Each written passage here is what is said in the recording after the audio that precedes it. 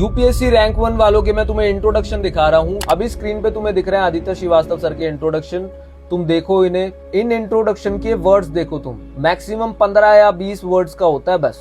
अब तुम्हारी स्क्रीन पे शक्ति दुबे मैम के इंट्रोडक्शन आ रहे हैं, ये भी तुम देखो 15 से 20 वर्ड्स मैक्सिमम बस। अब श्रुति शर्मा मैम के तुम्हें इंट्रोडक्शन दिख रहे हैं, ये भी 15-20 वर्ड्स के होते हैं। लेकिन हम करते क्या ना, जब हम शुरुआत करते हैं हम इंट्रोडक्शन बहुत बड़ा लिख देते हैं, वो नहीं करना मेरे भाई। देखो आंसर में ना सबसे ज्यादा मार्क्स मिलने होते हैं हमें मेन बॉडी पे, इंट्रोडक्शन में वो मैक्सिमम तुम्हें आधा ही नंबर देगा, तो उसकी औकात के हिसाब से लिखते हैं ना। मतलब अगर पता ही है कि उसमें आधा नंबर मिलेगा तो फिर 50 वर्ड्स क्यों लिखने, 60 वर्ड्स क्यों लिखने। ठीक है, 15-20 वर्ड्स लिखते हैं, खत्म करते हैं। और इंट्रोडक्शन एक ऐसी चीज है जो तुम्हें पहले से ही रेडी करने पड़ते हैं। ऑन द स्पॉट तुम एग्जाम में लिखोगे, बहुत टाइम लग जाता है। तुमने अगर आंसर राइटिंग की भी होगी, तुम्हें पता होगा कि तुम्हें मान लो 250 वर्ड्स का आंसर लिखना है, उसके लिए तुम्हें 150-200 वर्ड्स का कंटेंट दिमाग में है, लेकिन वो आंसर चालू ही नहीं हो पाता। वो इंट्रो का पहला वर्ड नहीं मिल रहा, वो इंट्रो की पहली लाइन ही समझ में नहीं आ रही क्या लिखना है। तो इसका सॉल्यूशन यही है कि एटलीस्ट जो मेजर थीम्स हैं उन पे तुम अपने इंट्रोडक्शन रेडी करो। लाइक फॉर एग्जांपल, अगर तुम इंटरनल सिक्योरिटी की आंसर राइटिंग की प्रैक्टिस कर रहे हो तो फिर वहां पे जो टॉपिक्स है साइबर सिक्योरिटी, टेररिज्म वगैरह, तो उन पे एक एक इंट्रोडक्शन रेडी कर लो ना। अगर पॉलिटी की प्रैक्टिस कर रहे हो तो एटलीस्ट प्रीएम्बल पे एक इंट्रो रेडी रखो अपना, फंडामेंटल राइट्स पे 2-3 रखो, डीपीएसपीस पे 2-3 रखो, यूनिफॉर्म सिविल कोड है उस पे एक इंट्रोडक्शन रेडी रखो, इकोनॉमी का आंसर लिख रहे हो, एमएसएमई सेक्टर पे 2 इंट्रोडक्शन रेडी रखो अपने।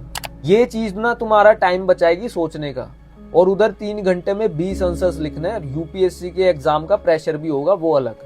आदित्य श्रीवास्तव सर ने बोला था एक आंसर के लिए सोचने के लिए मैक्सिमम उधर 30 सेकंड के आसपास मिलती है, तो इतना टाइम तुम वहां पे नहीं लगा सकते कि 30-40 सेकंड तुमने इंट्रो पे ले ली फिर मेन बॉडी सोच रहे हो, वो पेपर कंप्लीट ही नहीं होगा ऐसे।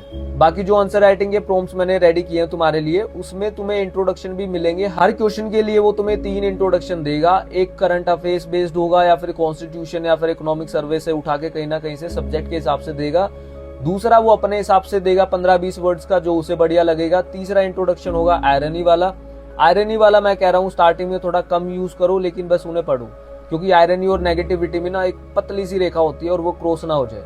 हालांकि मैंने प्रॉम्प्ट में डाला है कि थोड़ा पॉजिटिव ही रखियो, लेकिन फिर भी उसे स्टार्टिंग में यूज मत करना। जब तक 100-50 आंसर ना लिख लो तब तक आयरनी वाले सिर्फ पढ़ो, उसे लिखो मत। लगते बहुत बढ़िया आयरनी वाले इंट्रोडक्शन, लेकिन ये हर जगह यूज नहीं हो पाते। मान लो 20-20 क्वेश्चन आ रहे हैं जैसे GS2 में और GS3 में, तो वहाँ पे मे बी 5 या 6 क्वेश्चन में तुम्हें मौका मिलता है ये आयरनी वाले लिखने का। तो जितने वर्ड्स का इंट्रोडक्शन लिखने की तुम्हें जरूरत है उतने वर्ड्स का इंट्रोडक्शन वो तुम्हें प्रॉम्प्ट देगा। बस उन 3 इंट्रोडक्शन में से अपना कुछ चूज कर लेना है या फिर उनको मिक्स करके कुछ अपना बनाना है बना लेना, लेकिन 15 से 20 वर्ड से आगे ना चला जाए इंट्रोडक्शन, उसका कुछ फायदा ही नहीं है। तुम अपने वर्ड्स को वेस्ट कर रहे हो बिना काम में।